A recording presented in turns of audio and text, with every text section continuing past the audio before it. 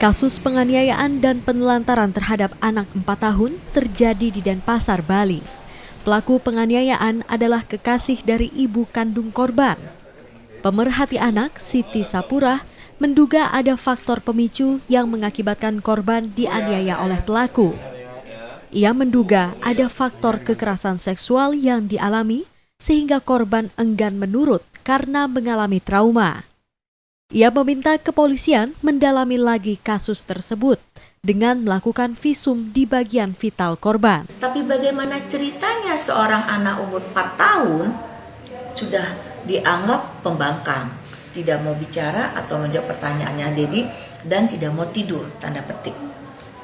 Apakah tidak mungkin mengalami pencabulan atau kejahatan seksual? Patahnya paha seorang anak umur 4 tahun, mungkinkah dia ditumpuk sama meja, sama TV, sama kulkas, atau apa tidak mungkin dengan badan si Dedi? Saya menduga ada kejahatan seksual yang terjadi di sini sebelum penganiayaan itu terjadi. Sementara itu, kasus penganiayaan dan penelantaran anak berusia 4 tahun juga berdampak pada psikologis. Psikolog Universitas Udayana Swasti Wulandiyani menyebut kekerasan yang dialami anak-anak prasekolah akan membuat trauma dan berdampak pada perkembangan karakter anak di masa mendatang. Pada usia tersebut, anak harusnya mendapatkan stimulasi untuk perkembangan aktivitas mental dan aktif dalam proses belajar.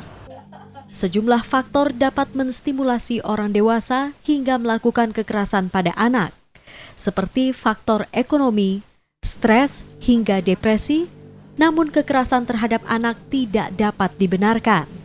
Nah, tentu harus dilakukan asesmen lebih dalam kepada kondisi orang tua gitu ya. Bisa jadi misalnya faktor ekonomi yang memicu terjadinya stres, depresi kepada orang tua sehingga melakukan hal ini kepada anaknya. Namun sekali lagi apapun alasannya sebenarnya itu sangat tidak dibenarkan.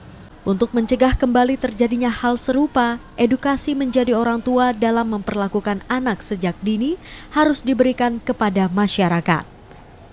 Tim Liputan Kompas TV, Denpasar, Bali.